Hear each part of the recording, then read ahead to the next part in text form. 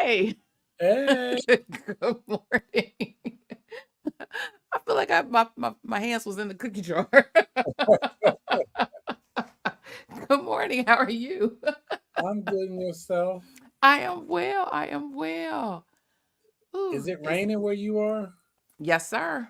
Here too. Yes, sir. It's been raining. It's been raining all night actually. Well, All night. I don't know what the temperature is because it went, folks have been crying and complaining about the temperature. We were like 60 degrees one day and 30 hmm degrees the next. No, in the same day. I'm sorry, not even the next day. oh, boy. I said, so folks, y'all do understand this. We still in winter, right? I mean, don't let the date on the calendar fool you. We still in winter. Winter don't end until the middle or the 20 something of March, right? Well, you know what anybody over 72 is going to say. What they gonna say? These are the last days. The last days. And I was like, especially in the Midwest, this isn't new. We've been doing this for years. We get some warm weather, but it comes back. I don't know. I don't understand. Bless everybody's heart. Oh goodness. How's your week? It went by pretty quickly, thank goodness. Yes, praise ye And the Lord. I have I have some information, but I think that's really for the meeting after the meeting. Okay, sir. Okay, sir. I'm glad somebody got something because it's been it's been bananas over here. Cool, cool. All right, all right. So I guess we get this party started. Everything's everything on here. No, nothing. Look at God. Won't He do it? Won't He All the do time. it? Well, welcome to our Saturday morning tea, where we discuss health information, news, education, certification tips, and entrepreneurship, and the revenue cycle at large. All of the things related to all of the things. Good as morning. you as you come into the room, as you come on the video, see, I'm still thinking about Clubhouse. I talked about them the other day. That's what that was. Don't forget to hit the thumbs up or like button. I'm Clarice Warner. Struggling this morning. I'm Clarice Warner, the girl with the pearls, the founder and senior education director of the Professional Reimbursement Network, LLC, where coding education is key. And PRN is a healthcare compliance consultancy located in Cincinnati, Ohio, that specializes in revenue cycle and regulatory compliance and education. First, let me ask you, do you know what it takes to be a certified marketable medical coder? Do you really? Okay. Well, before I introduce my co host, let me share with you information on a free, yes, free 99 email course, real quick, small course on the 5 steps to become a certified marketable medical coder. Are you interested in medical coding, but not sure where to start and scared of wasting time and resources? Let me help you with the right steps to become a certified marketable medical coder. Learn more at bit.ly/5stepscoder. All right, all right. So if you are interested in getting more information about the 5 steps to become a certified marketable medical coder, well, then check out the video description for the link at some point.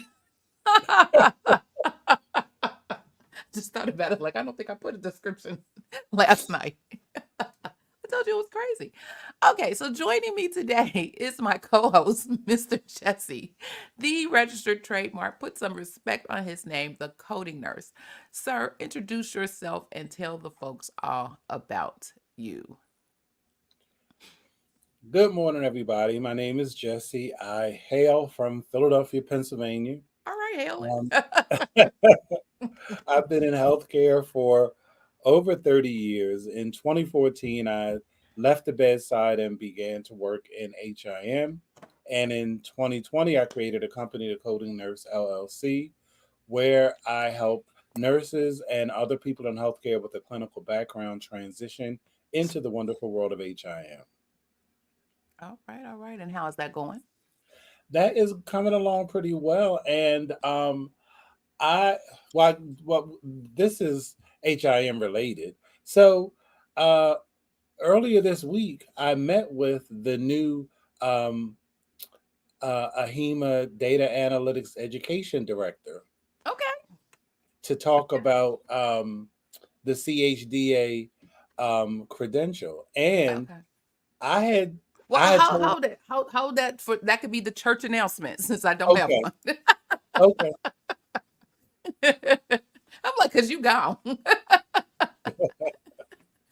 it though. Look at the enthusiasm. See how exciting our profession is. You never know. You never know.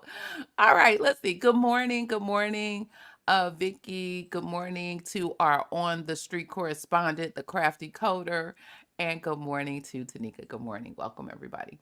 Good Okay, morning. so let's see. We're about to get into some church announcements that he didn't even know he had. But before we do that, let me remind you that this is a conversation, and you can add to the conversation by joining us in the chat. Let us know what's going on. Let us know your opinions because they do matter and are welcomed here. So don't be shy. Um, if you have a question, please put a Q in front of it so that we know it's an actual question for us and we don't miss it. So, for those who are just joining us or watching the replay, today we are diving into the shocking truth behind the 2.68 billion, billion with a B, false claims act settlements in 2023. And what's up with remote CDI? Mr. Hmm. Jesse, you know you're gonna be all over that. I already know. But first, let's let's get into our church announcements. Um, where Mr. Jesse is about to tell us he about to spill some tea. I bet. I think. Where's my music? Where's my music? There we go.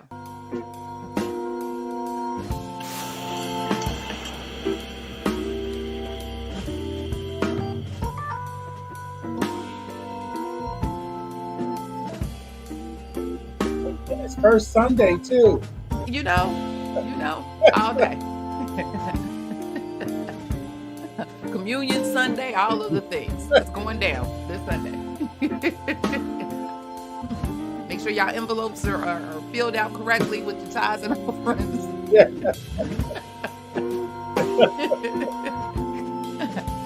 All right, let me turn this down so you can go ahead with your church announcement. All right. So I met with actually because of you, Clarice, you made this happen. Okay. Look at me making things happen. Exactly. Because about a couple of weeks ago, you had shared that AHIMA has a new data analytics education director. Yes, Her name yes, is Treyana. yes. So I reached out to Treyana, All right. and because I'm studying data analytics now, Yes. and I was looking at their CHDA credential, and I currently don't qualify to sit for it. So I wrote, just Why not? Because of the RN oh, thing? no, because you have to have a bachelor's degree Really? Okay. or be an RHIT or RHIA, and I understand that. I'm not even mad with it Okay. because you have to know statistics, and basically statistics is taught Oh, in and college. that is part of our, yeah, we do study that So in both but actually. right, but it doesn't mean that you can't learn it somewhere else. But Okay. Amen. so I reached out to her and basically asked, as she, takes on this new role, if she and her team could revisit the requirements. Okay. So she said that she would keep me in the loop, and she really has. So she wrote me back a few days later and asked if a micro credential would potentially help. So I said, if you No. still So you don't care. basically, I said, if you still have to know statistics, and that is really the sticking point for this requirement.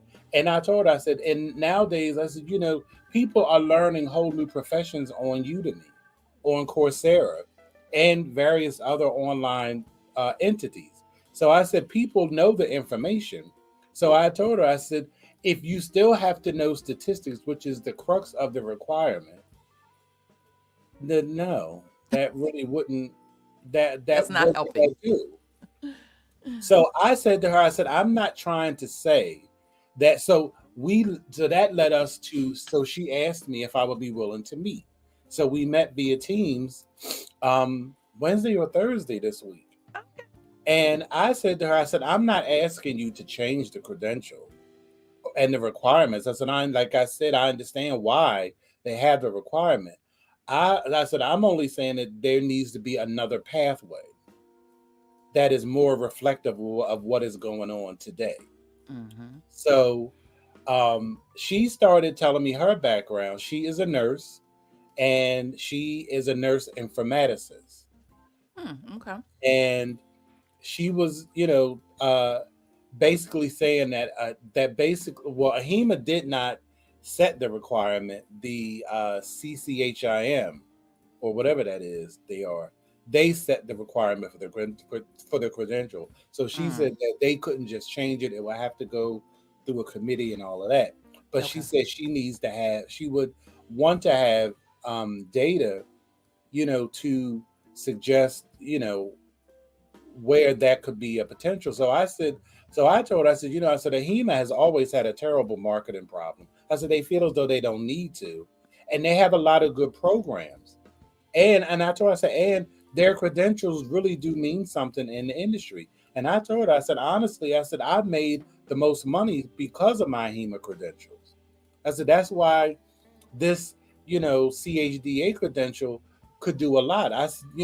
The thing about it, I said, in this market, in this current climate, now you have people who are learning HIM, but they're not just learning HIM to go work for somebody. They're learning HIM to work for themselves. Say it.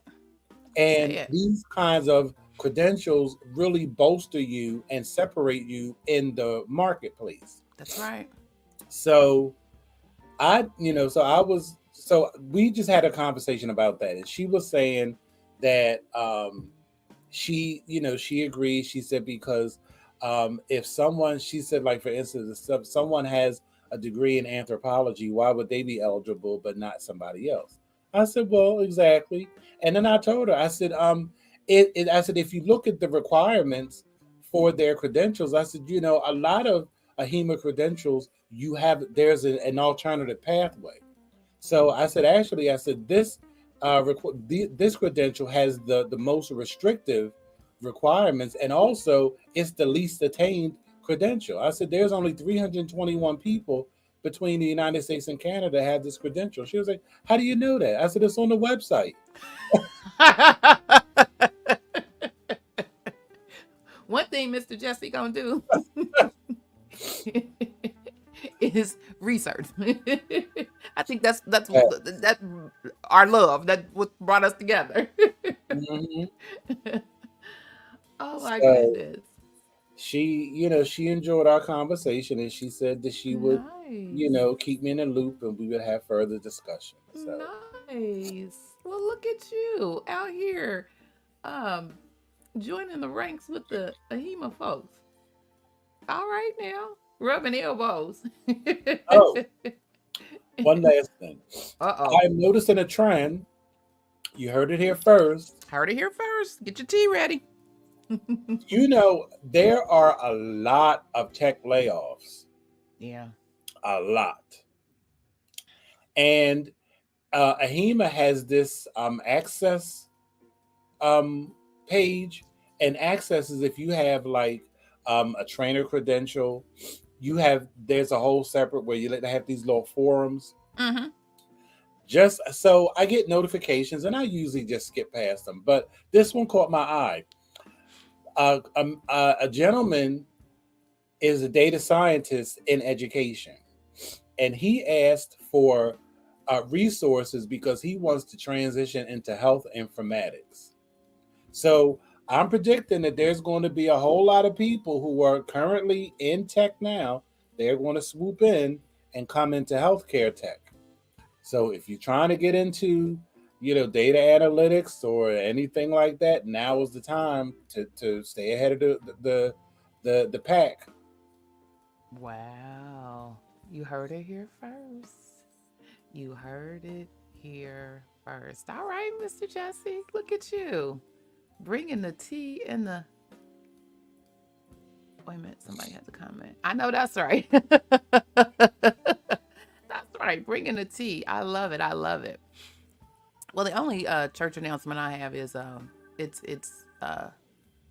is it National Women's Month, Women's History Month, something. I think it's Women's History Month in Oh, March, and it's someday is International Women's Day. I don't know off the top of my head. I'm sorry, but I know women about to run this thing for this month.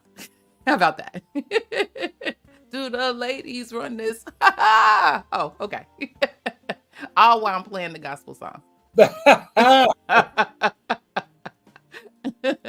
Bless my whole heart. Okay. So, well, let's get into our topic for today. Let me get rid of my music. Okay. So today, I think I'll leave the CDI thing for last because I know that's going to be bananas. So today, we're going to talk about again the information behind the 2.68 billion False Claims Act. So initially, I saw this article from I think it's Fierce Healthcare that somebody wrote about the press release. So um, the Department of Justice had a press release on not this past Thursday before. Um, and this is the highest number of settlements and judgments in history. It said it actually exceeded 2.68 billion in fiscal year 2023. It's the highest they've ever seen. now normally press releases are kind of short. That was a long press release. It got all of everybody's business out Everybody. here in these streets, which is why I was like, oh, we got to talk about this. I mean, Everybody's business in the street. Um, everybody. And some I was like, oh my. A couple I did not know about. I was like, oh, is this what we doing? Okay.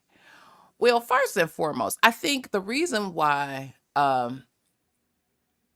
the information caught my eye was because the article stressed all of the Medicare Advantage matters that the Department of Justice um, uh, and the alleged false claims that they ran into for Medicare Advantage or Medicare Part C. And the one of the gentlemen, when they did the press release, kind of was standing on business and was like, "Don't think that this is it.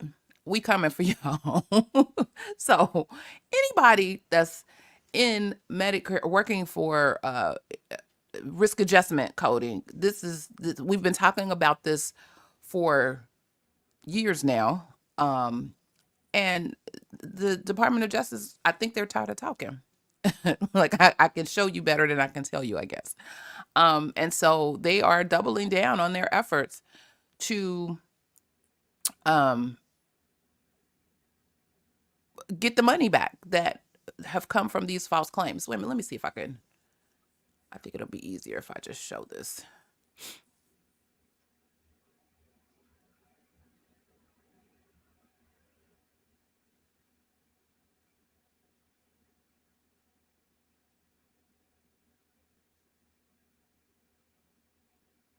Okay. Can you see? Yes. Okay. So, Cigna, they agreed to pay 172 million dollars to resolve allegations for false claims, and failed to withdraw inaccurate and untruthful diagnosis code for its Medicare Advantage plan enrollees to increase its payments from Medicare. So I think we heard about them. Um, It says the United States alleged that while Cigna engaged in a quote chart review program to submit additional diagnosis codes to Medicare for reimbursement, it failed to withdraw inaccurate or untruthful diagnosis codes previously submitted. So while they tried to fix it, I guess they didn't they didn't fix it right. They didn't fix it all. Martins Point Healthcare Incorporated agreed to pay $22.5 million to resolve its allegations regarding inaccurate diagnosis codes for Medicare Advantage plans enrollees. And they said, and even though they got these couple of settlements out, they're still litigating a number of other cases. So we'll find more coming in, including actions against United Health Group, Independent Health Corporation, Elevance Health, formerly Anthem, and the Kaiser Permanente Consortium. They not playing with y'all. They coming. They also, where's the one that I was like clutching my pearls? Unnecessary services and substandard care. Cornerstone Hospital Medical Center agreed to pay $21.6 million to resolve allegations that the former long-term acute care facility knowingly submitted claims for services performed by unlicensed and unauthorized students and services that were not provided or effectively worthless. And Mr. Jesse, you can jump in at any time. I'm looking at the screen so I can't see you. Or the comments if comments are coming in. Smart Pharmacy Incorporated agreed to pay $7.4 million for, this is the this is different. They were unnecessarily adding the antipsychotic drug aripiprazole to topical compounded pain creams to boost federal reimbursement for the compounded creams and waive patients' co-payments.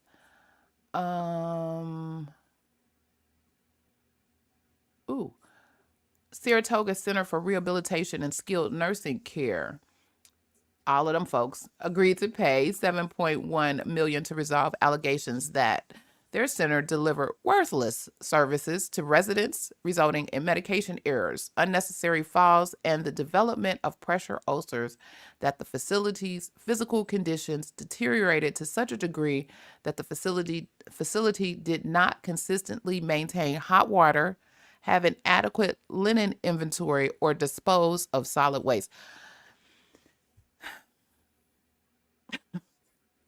Y'all, if y'all got people out in these homes, please check on your people.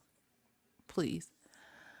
They were still getting money from the opioid epidemic.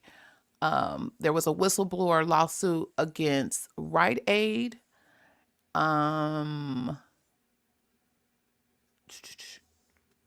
I don't see dollars on this, so I guess maybe they're still in the talks. But Rite Aid, you up next with the opioid endemic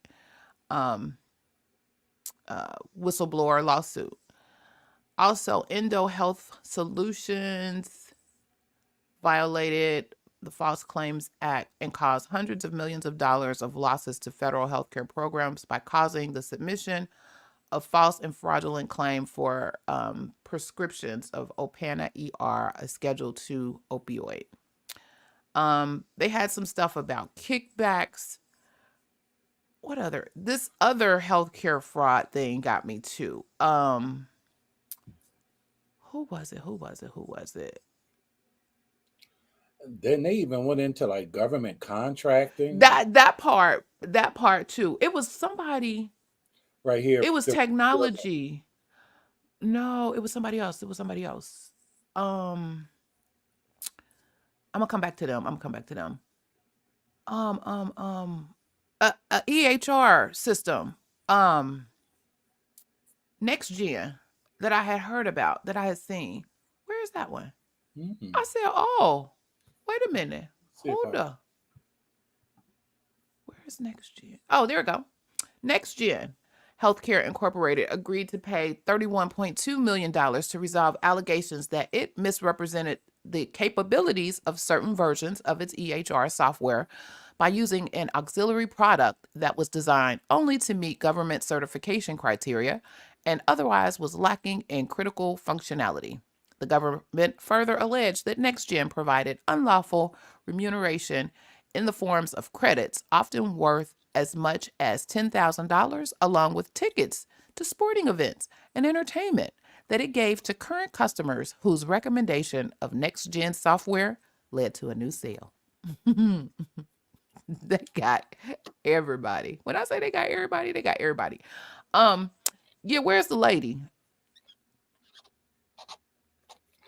Where's the lady? Where's the lady?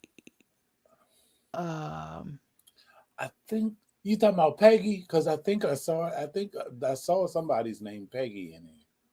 Somebody who did it was the contracting stuff. Oh, because Um, Peggy had to pay back $325,000. where did Peggy go? Peggy is under. Up here. She was right Executive. after Next Gen in the next paragraph. As right here, Okay. Peggy. Yeah.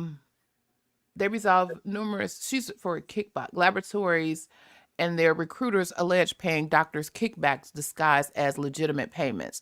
5 corporate entities and 10 individuals paid over $2.6 million to settle allegations of kickbacks for laboratory referrals, including sham investment distributions from management service organizations. For example, executive Peggy Borkfield agreed to pay $325,000 and be excluded from federal healthcare programs for 5 years to resolve allegations that she falsely certified to Medicare that certain laboratory testing claims complied with the anti-kickback statute. Girl, And then these next lady. two doctors, they worse. Their medical practice agreed to pay $396,360 to settle allegations of receiving MSO kickbacks in return for their laboratory referrals. These settlements are part of an ongoing investigation, so that means it's still happening, that to date has resulted in settlements with 43 physicians and recoveries over $46 million. No, it was somebody that had a contract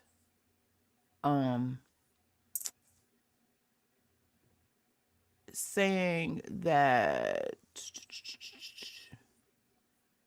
they were I saw this Boeing thing. I said, "Oh, wait a minute." Mm-hmm. They had to pay back $8.1 million or agreed to pay to resolve allegations that it submitted false claims, made false statements in connection with U.S. Navy contracts to manufacture the V-22 Osprey, a military aircraft. Now, somebody got, is this the person? Yes, Victory Automotive Group agreed to pay more than $9 million to resolve allegations that it provided false information in support of a PPP loan forgiveness application. Although the company's application certified it was a small business with fewer than 500 employees, Victory shared common operational control with dozens of automobile dealerships across the country, totaling more than 3,000 employees. For that reason, it was not eligible for the PPP loan it received, which was later forgiven. No, it's somebody else. It was something else I saw. I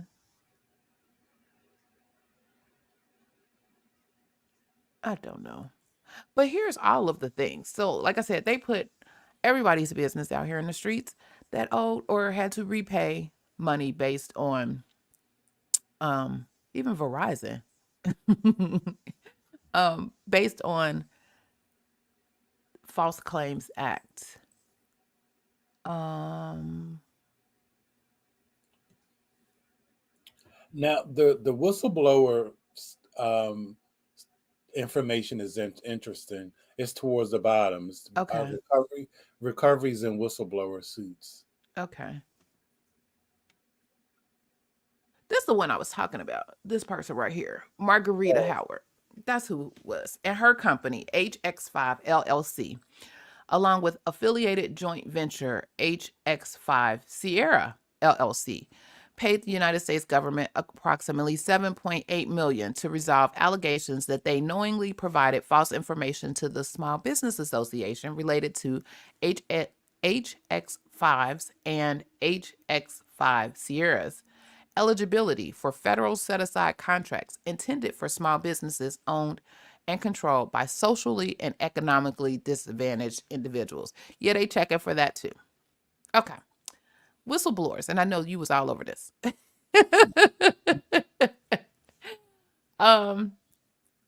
Let's see, over 2.3 billion arose from lawsuits that were filed under the qui tam provisions of the False Claims Act and pursued by either the government or whistleblowers. During this time, the government paid out over $349 million to the individuals who exposed fraud and false claims by filing qui tam actions. The number of lawsuits filed under qui tam significantly rose from 1986 with 712 qui tam filed this past year. On average of more than 13 new cases every week. And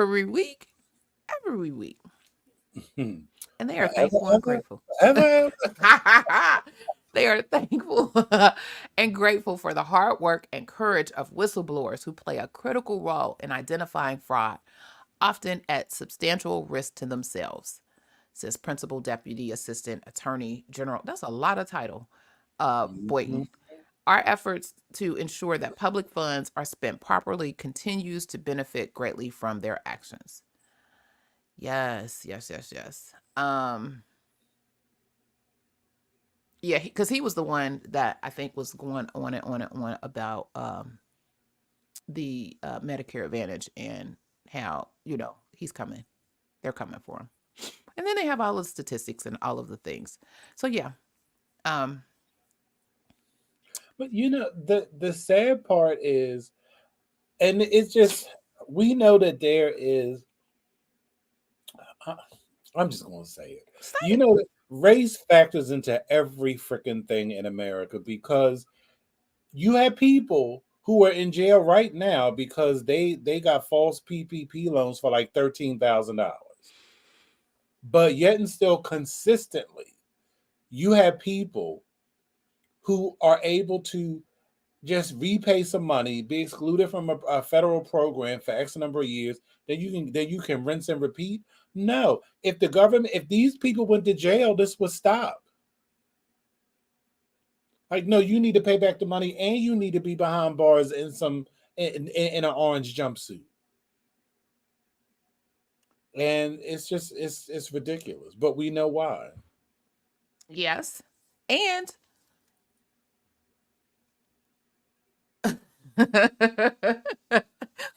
we know why. And folks need to make sure that when they spending their money, spend your money on your legal team.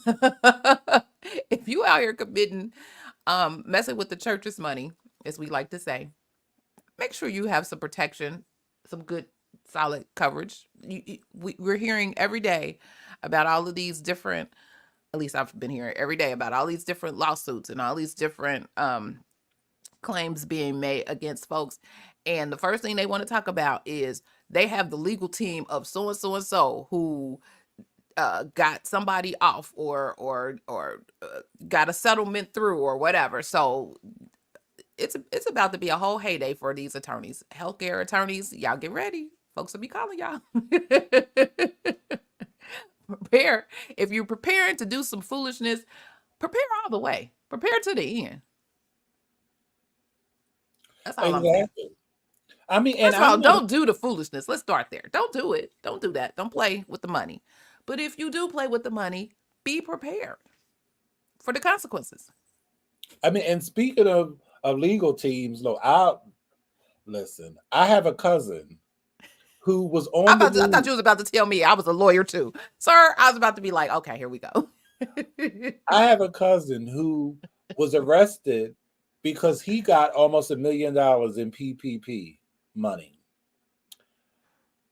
I don't know what kind of legal team he has, but he was in Florida. They moved him from, he is right downtown because they have a federal prison in downtown Philly.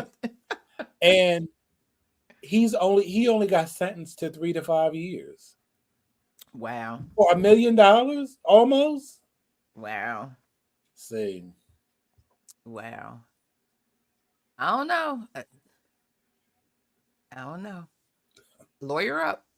Y'all know y'all be watching BMF and Power and all the things. They show you to lawyer up. Especially if you're doing something you ain't got no business doing. Yeah. And the Department of Justice is not playing. They coming for everybody. Every single dime. So And it's so nowadays, and I'm telling you, like, it's so easy. Just with me, just learning data analytics, like, and learning SQL for the past year, like, it is so easy now to track outliers. It's so easy to find all kinds of things to lead you to, down even that rabbit hole to find yeah, more stuff, and pile it on and get your case. Somebody told me a long time ago, like, if you ever dealing with anything from the federal government, if it gets to the point where they are now talking to you, they already got their case built. They just want to see what you're gonna say. They already got their stuff. They already know. And depending on how you move and how you cooperate or not will determine. And maybe that be some of the things. Folks be standing 10 toes down. It wasn't me. Da da da da da. They're like, okay, yeah, right over. Throw the book on them. That might be some of the stuff happening as well. I don't know. Yeah. Don't go rah-rah. This ain't the Real Housewives, people. Don't do that. This is the government. mm-hmm. The government. They not playing. Especially out here in these healthcare streets. All right. So then this other information that we got. Okay. The other information that we got came from I call him friend of the pod, Mr. Glenn Krause. He was on our show. Was it 2 years ago? We've been doing this for a long time. Yeah. Talking about clinical documentation and improvement programs. And then I saw another article that he wrote, and I was like, oh, this one. First I was like, what are you talking about? It was talking about education and providing not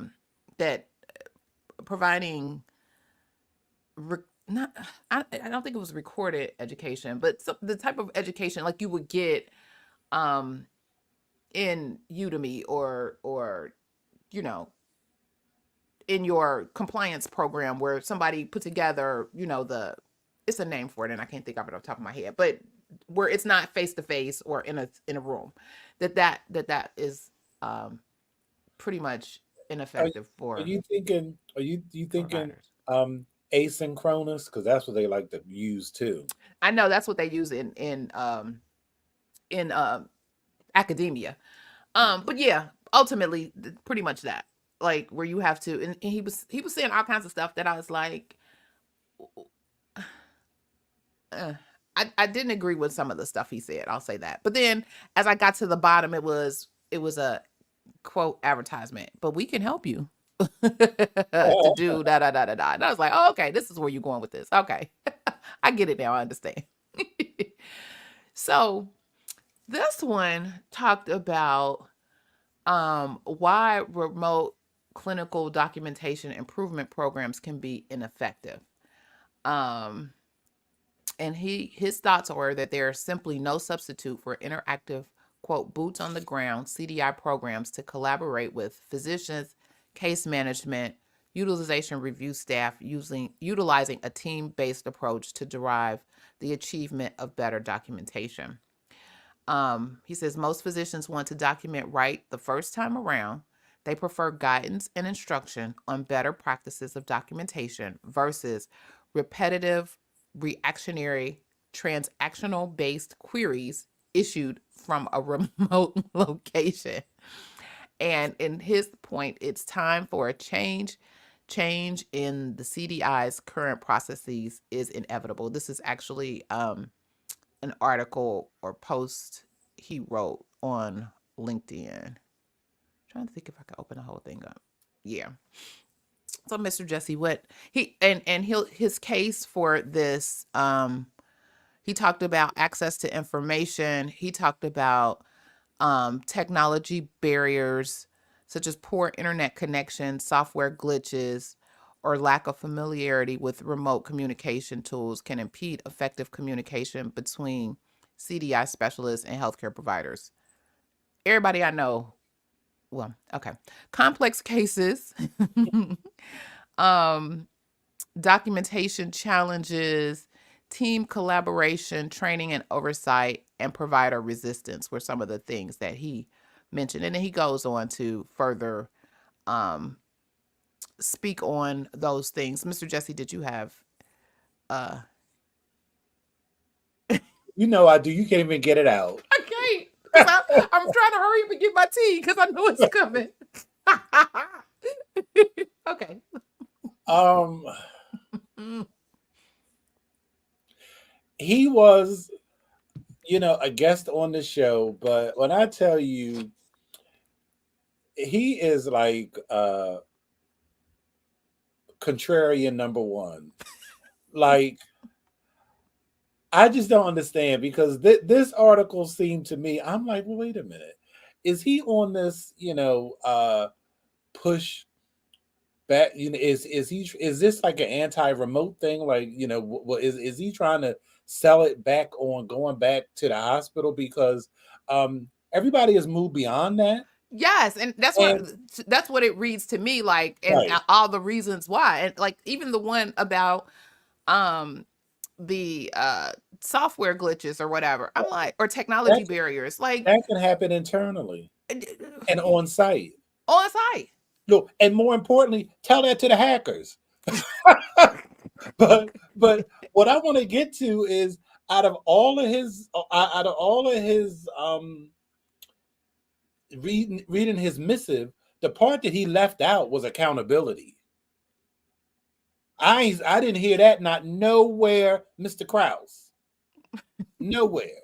Because an effective program, period. I don't care if it's child rearing, an effective program has accountability.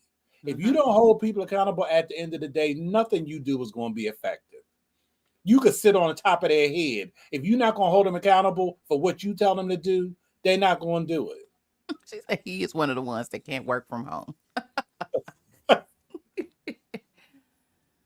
So I just don't understand because, and then like these transactional, like what is a transactional query, sir?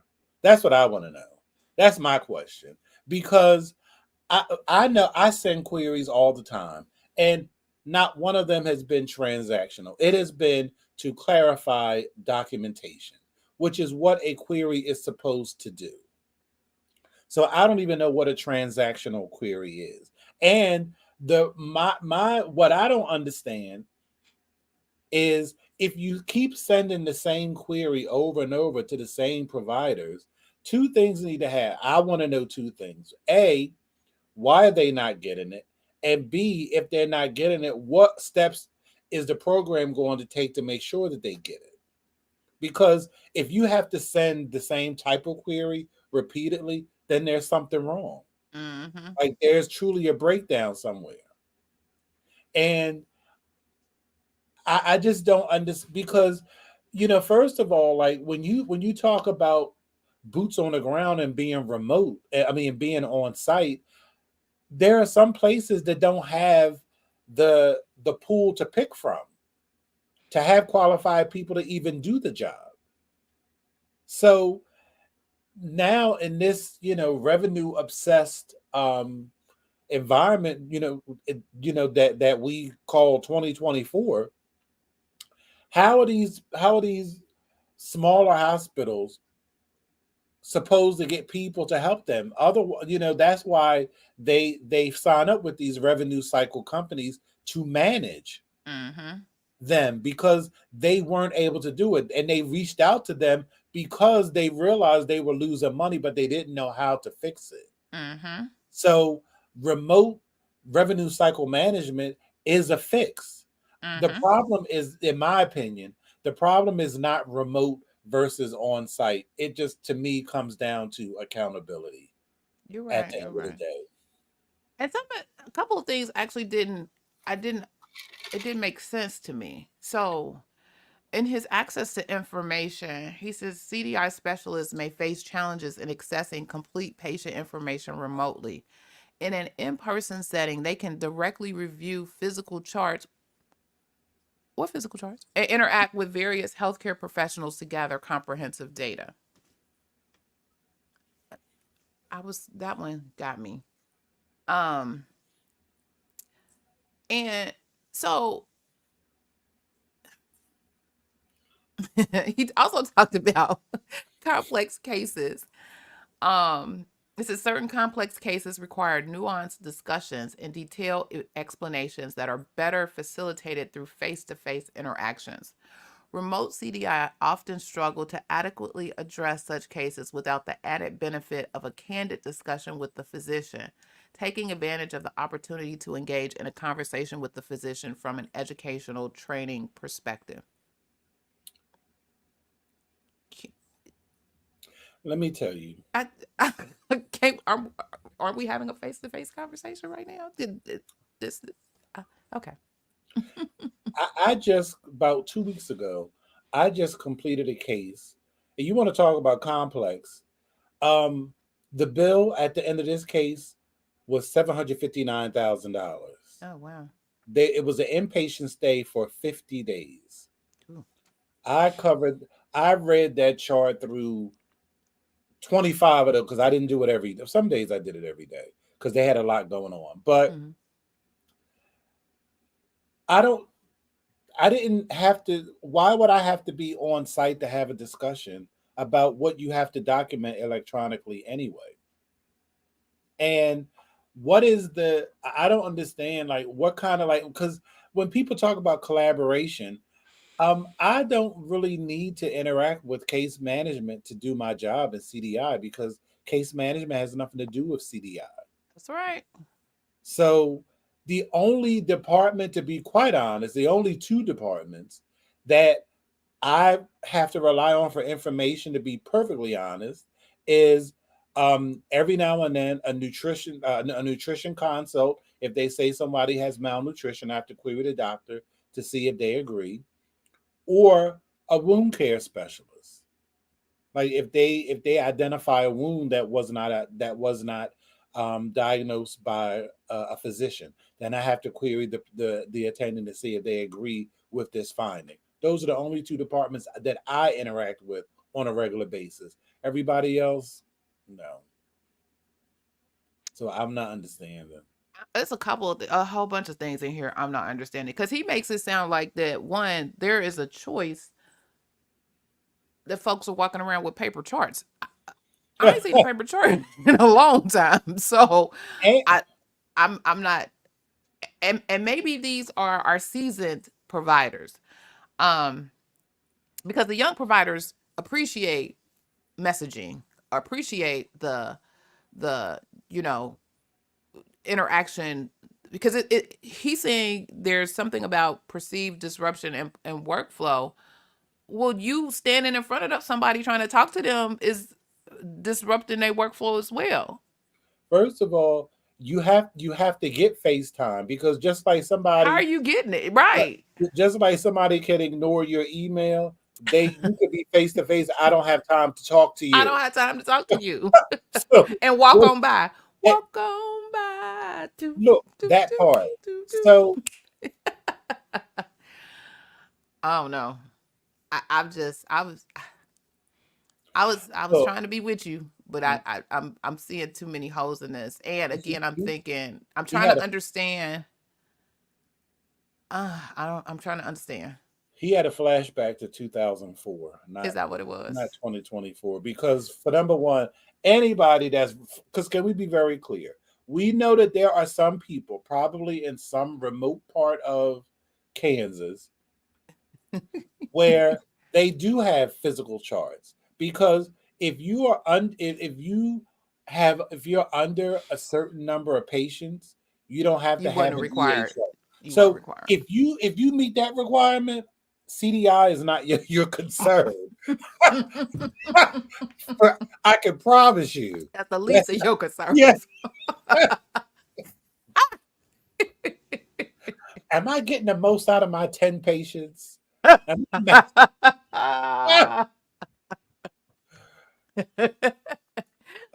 Oh my God. That's hilarious. They probably coding, and as we know, probably got his wife or somebody doing all of the coding, billing, denials, Mhm, greeting, front mhm. desk, back office, all of the things. Yes. And in charge of the potluck. I cannot with you today. I will not with you today. Oh my goodness. Yeah, I know. I mean, I I'm all on board because believe that CDI is a wonderful program that is needed both inpatient and outpatient. I'm just trying to understand the fairy tale here. I feel like this is, that he's living under that is going to revert back to, like you said, 2004, I guess. But I mean, as somebody who works in inpatient CDI, I can see the benefit of my job every day because part of the function of CDI is to clarify documentation. Mm-hmm. And by clarifying documentation, you can either support your case or you can prevent a future denial. Mm-hmm.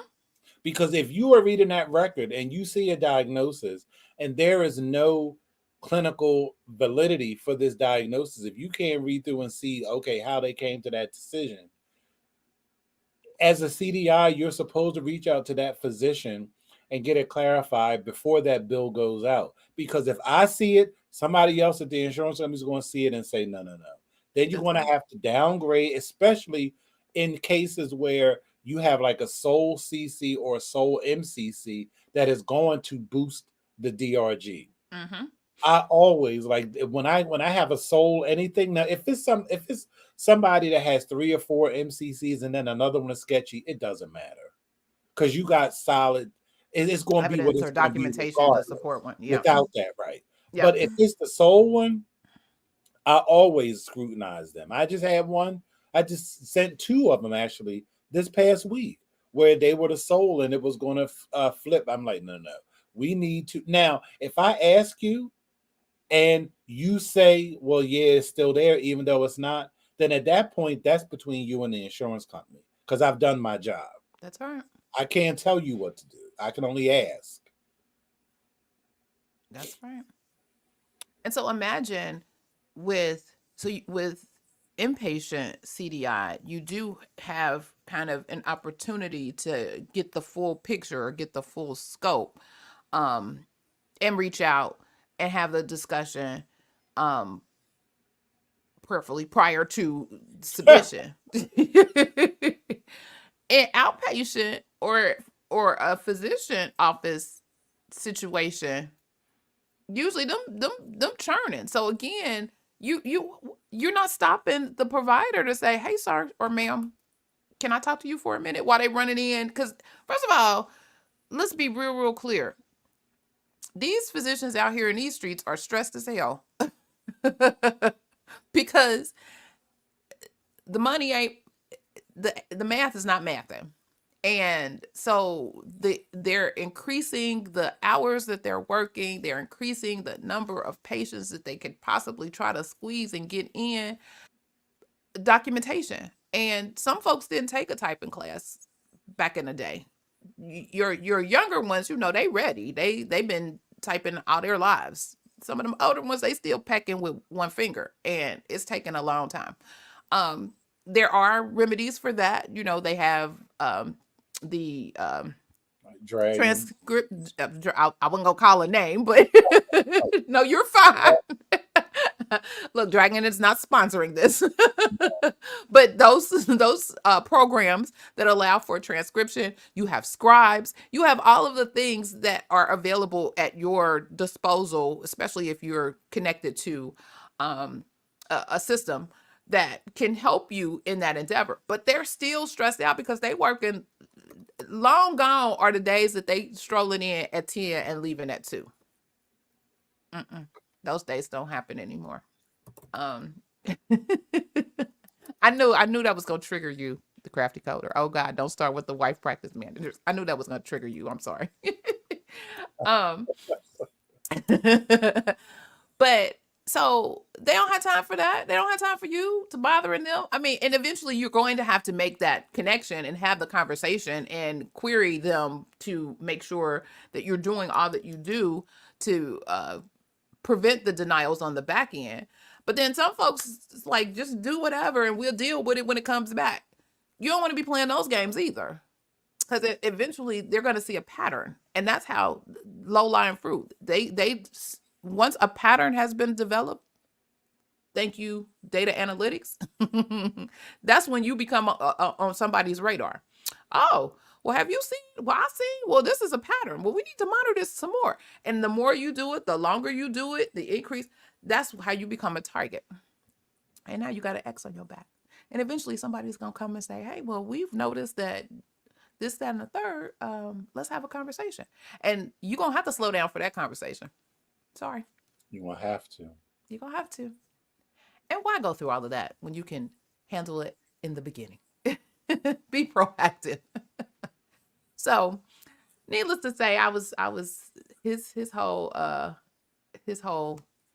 article. I was like, okay, and then even the other one, I was like, okay, because for a while I could see where he was. I'm like, okay, well, I can see. I was raw with him because as he was helping, because initially, well, how we actually we've met face to face. That's a whole other story. But how he's always been a champion for CDI and making sure the right people are involved and are at the table and doing what they're supposed to do. So I get that. So for this to come out, I'm like, well, now you splitting hairs in CDI, because at the end of the day, you don't need anybody to now be like, well, do we really need it, or is it not? No, it's already been proven that it's a function that needs to stay. No need to split the hairs to make anybody think, well, maybe this is y'all. There's so many folks being laid off. Y'all need to stop. Don't do that. Let that one go. Keep cheerleading and supporting. All right. Well, Mr. Jesse. This was a good show. I mean, as they all are, but I really enjoyed our topics. We always looking about where the money resides. Follow the money. We always say follow the money. You got to follow the money. And I'm thinking back, even like tying this together. If you think about the risk assessment programs and processes where they're actually going in and doing, who got time for that? Nobody. But I also I have to admit that I do have a healthy bit of skepticism. And I was just thinking, because when you were talking about United Health Group, I was just thinking, they're part of this ongoing investigation with the government. Don't you find it, look, as Dr. Umar says, don't you find it suspicious that they just got hacked like 2 weeks ago? Oh, so here we go with the conspiracy. Yes, information comes up missing, or they can't get it back. See, everything is gone. We don't even know what you're talking about. Exactly. Look, we have no idea. Look, what overpayment? What overpayment? What chart? What patient? Yes. People don't even exist. We ain't never seen them people. Exactly. Wow. That's interesting. And the other part of the argument too that's going to be interesting that I'm just sitting back seeing, I feel like the color purple, seeing what color the wall's going to be. Because again, Medicare Advantage don't feel like they have to abide by traditional Medicare rules and regulations. They feel like that's beneath them. That ain't us.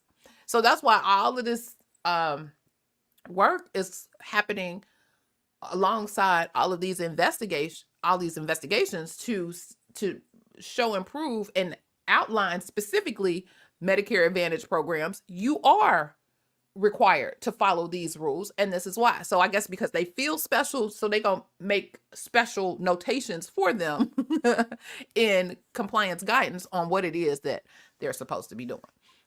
There are two. Oh, go ahead. Go ahead. When it comes to Medicare Advantage, there are two concepts that all of these providers, all of these organizations need to keep in mind, and it would help, I think, curtail some of this excess. Two concepts. The first one is data analysis, and the second one is meat. That's all you need. Period. It's that easy. It's that easy. I don't. You can't outrun a record. Either you have support for it or you don't. Or you don't. Period. Either you discussed it, you evaluated, you did all the things, you treated, and it's clearly documented, or you didn't. And if you didn't, it's okay. You live to see another day. You do it at the next appointment or whatever. But don't play the games. Don't play the games. I don't know. Bless their heart. All right, y'all. Well, we are at the top of the hour. This has been hilarious to me today. But it's been good. Because I knew the tea was coming. As soon as I saw the article. So on the background, we put together our docket or whatever that we're going to talk about. And I sent that to him and he was like, oh, I knew it as soon as I saw it.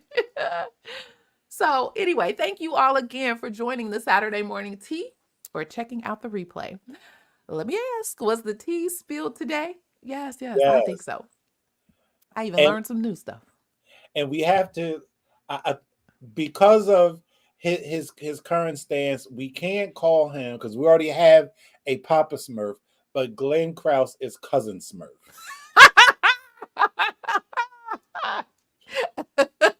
Cousin Smurf. All right. We'll be watching Cousin Smurf for additional commentary, especially as it revolves around CDI and physician documentation. And maybe, just maybe, in some of the articles, there will be something on accountability. How about that?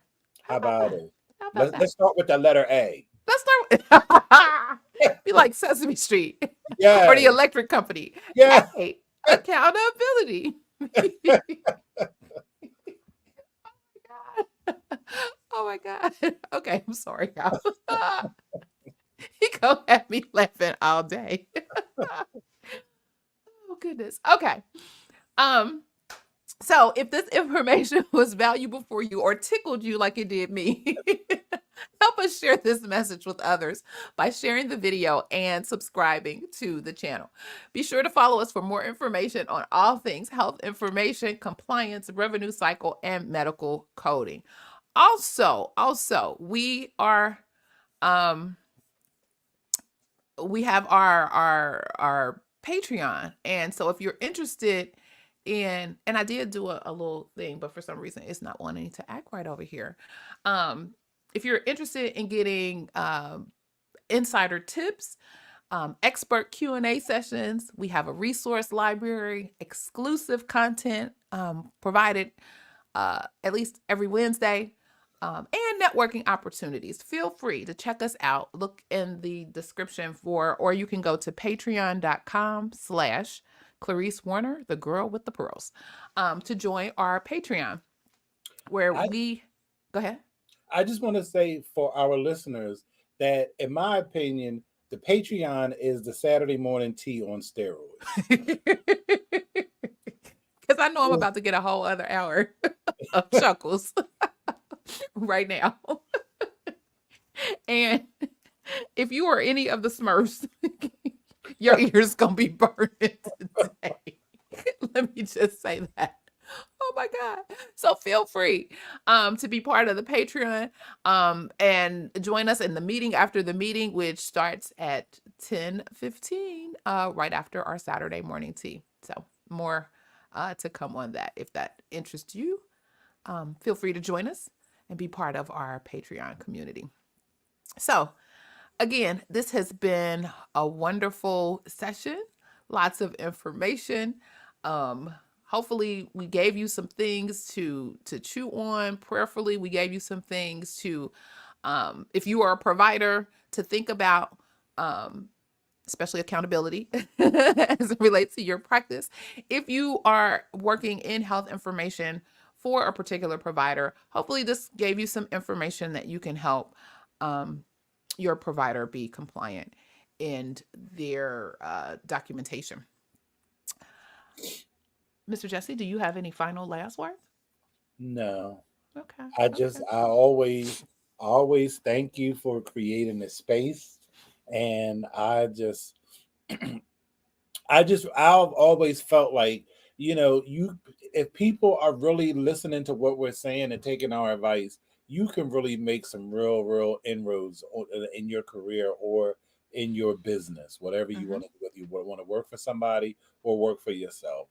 We give you the information to do both. That's right. That's right. So as you leave out, don't forget to hit the thumbs up or like button, and also check out the Coding Nurse channel on YouTube, where Mr. Jesse drops gems as well. Again, this has been a great session. Thank you for joining. And remember, be safe, be kind, and don't wish for it, work for it. Until next time, take care. Have a great weekend. Bye-bye. Bye.